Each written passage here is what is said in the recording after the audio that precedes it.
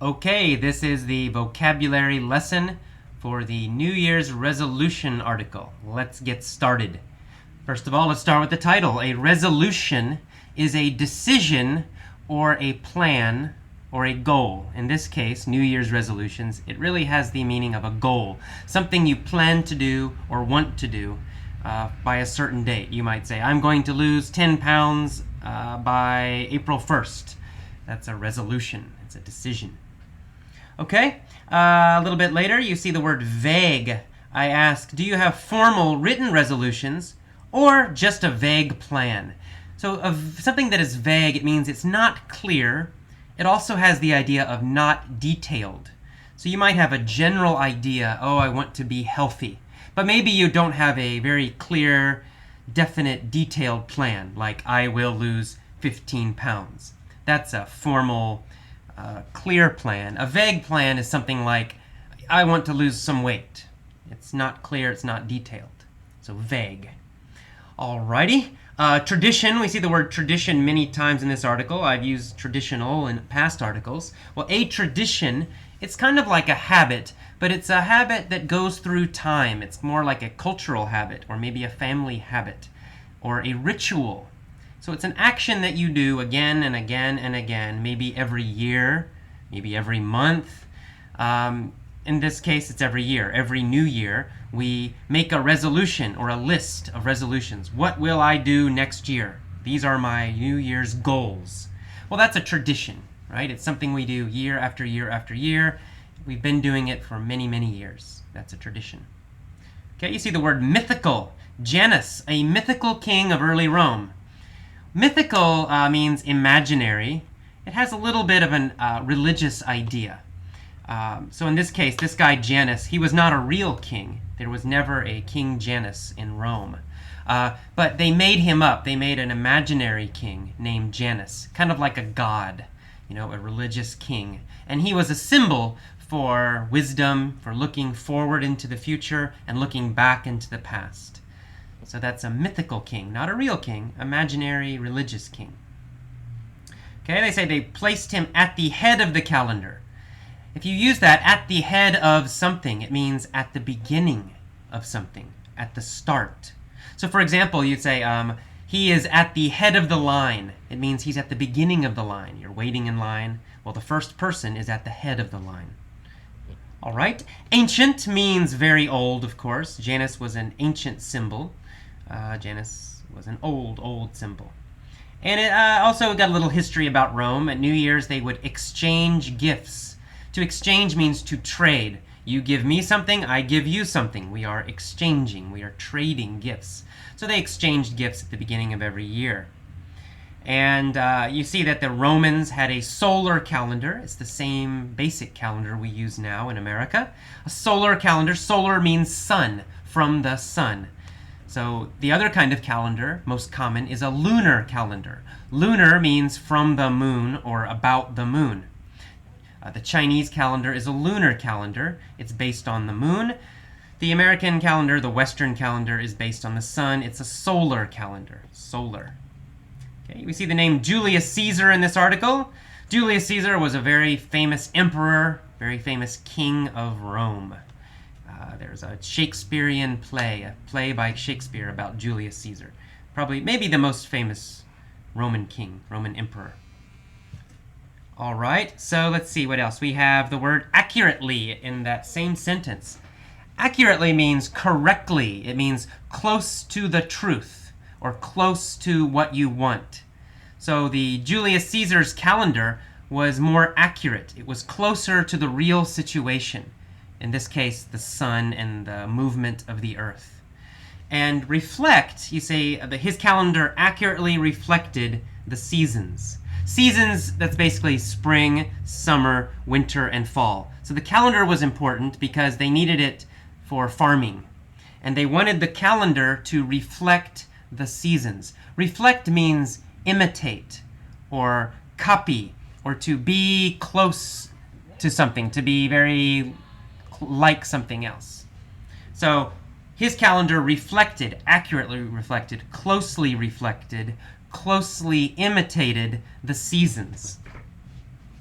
Okay, Then next you see the Romans name the first month of the year after Janus. So that's where January comes from. January comes from the god's name Janus. It's the first month. And Janus was the god of beginnings. And he also was the guardian of doors and entrances. A guardian is a protector. So someone who protects something is a guardian. For example, someone who protects a child, we say that is the child's guardian. Okay, so he was the guardian of doors. I don't know what that means exactly, but maybe they put his picture above their door. Okay, and Janus was always depicted with two faces. Depicted means shown. Shown in a picture. It comes from picture, depicted.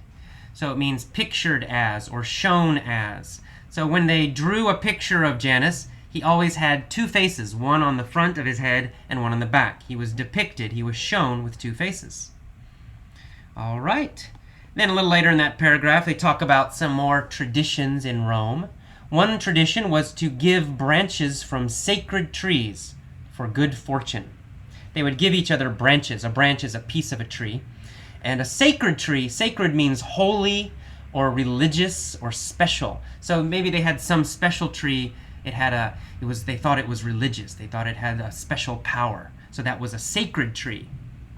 And they gave these branches for good fortune. Fortune means luck, good luck. So you give each other these little pieces of trees for good luck. Hope you have good luck next year. Here's a piece of a sacred tree, a holy tree, a religious tree.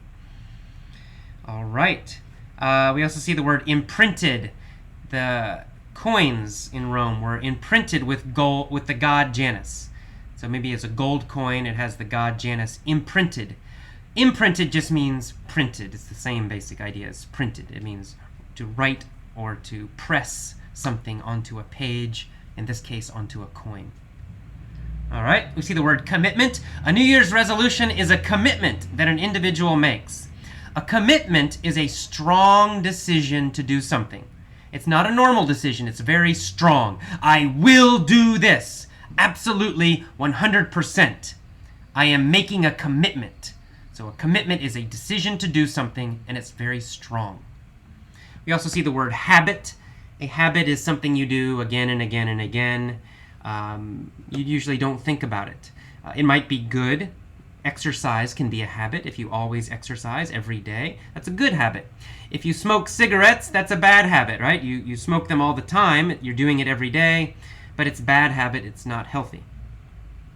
Okay, and then it says that often a lifestyle change that is interpreted as advantageous. That's one kind of commitment, one kind of resolution. People make a lifestyle change, a change in the way they live. They interpret this change as being advantageous. To interpret means to understand something or to think about it in a certain way. Okay, so to interpret it means to understand something a certain way. It can also have an idea of translation. If you interpret one language into your language, it means you understand that language in your own language. If I interpret Spanish to English, it means first I see the Spanish, but then I change it to English, and that's how I understand it. I interpret it that way. Okay, and advantageous means helpful or good or beneficial. So advantageous means it's good for you. Say this is advantageous, it means this is good for you. It will help you. Okay, so most resolutions, most New Year's resolutions, most New Year's goals, you think you do want to do something that will help you, that will improve your life. Okay, in the next page of the learning guide, we see go into effect. Most commitments on New Year's go into effect on New Year's Day. Go into effect means begin or start. It's pretty simple, actually. So if something goes into effect, it starts working, it starts happening. It goes into effect. And to remain means to stay, to not change. It can mean stay in one place if you're talking about location, or it can just mean the situation does not change. It remains the same, stays the same. All right, to achieve means to do something, to accomplish a goal, to reach a goal, to do something you wanted to do. That's achieve. And to set a goal means to make a goal, to create a goal. So you can say, I set a goal. We use the verb set with goals a lot. Those two go together, to set a goal. We don't say to make a goal so much. It's not wrong, but we usually say to set a goal. I don't know why, but we do. Okay. The next paragraph, you see the verb maintaining. That many New Year's resolutions involve maintaining peak vitality, physical fitness, or appearance. Maintaining means to keep something the same.